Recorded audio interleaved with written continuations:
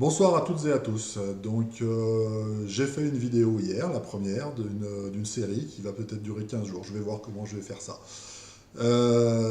Pourquoi je fais ça? Parce que je trouve important que certains d'entre nous parlent au nom de la collectivité et des artisans.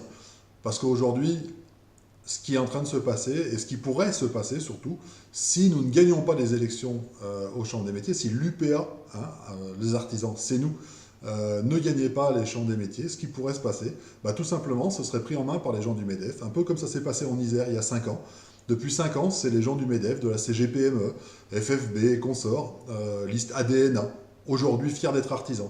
Fiers d'être artisans, simplement vous rappeler une autre chose, c'est que fier d'être artisan, c'est un slogan qui avait été inventé par des gens de l'UPA il y a quelques années, à l'époque où l'UPA était à la tête de la Chambre des métiers de l'Isère. Et nos amis de la DNA ont revendu, alors je ne veux pas donner de prix, il semblerait que ce soit pour la somme de 2500 euros, mais je ne sais pas. Je n'ai pas d'affirmation à faire là-dessus. Ont revendu en tout cas à la FFB, à la CGPME, au MEDEF, ce slogan. Aujourd'hui, le slogan fier d'être artisan, eh ben écoutez, c'est le slogan de gens qui ne sont pas artisans, tout simplement. Ils peuvent être fiers de ce qu'ils veulent, mais pas d'être artisans.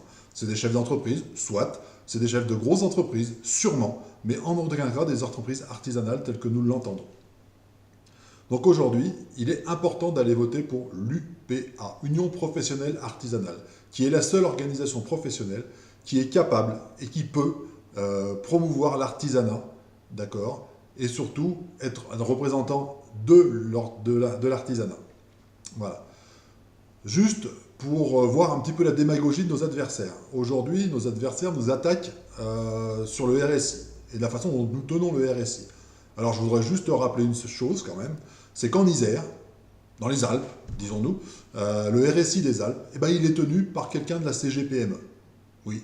Qui est numéro 2, qui plus est, sur la liste de l'ADNA en Isère. Donc quelque part, nous attaquer là-dessus, je pense que c'est un petit peu minable, comme peut l'être le reste, en tout cas, de leur façon de faire. Voilà.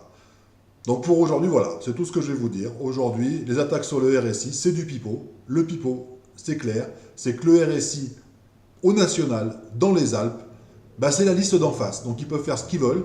Le RSI, on ne pourra pas y changer grand-chose, pour une simple et bonne raison, c'est que le RSI, d'abord, les cotisations, elles sont faites par l'État, et non pas par les artisans eux-mêmes, parce que s'il fallait qu'on décide combien on allait payer, je pense qu'on aurait fait moins, clairement. Mais surtout aujourd'hui, les caisses, elles sont tenues pour une grande partie par nos amis de la DNA. Alors comment ils ont été élus ces gens-là? Bah, c'est pas compliqué. En Isère, c'est simple. La liste à UPA est arrivée première, 38% des voix. Normalement, on aurait dû être à la tête du RSI. Oui, on aurait dû. Sauf que ADNA s'est allié avec le Sidunati. Alors, le carpe et le lapin, on va dire.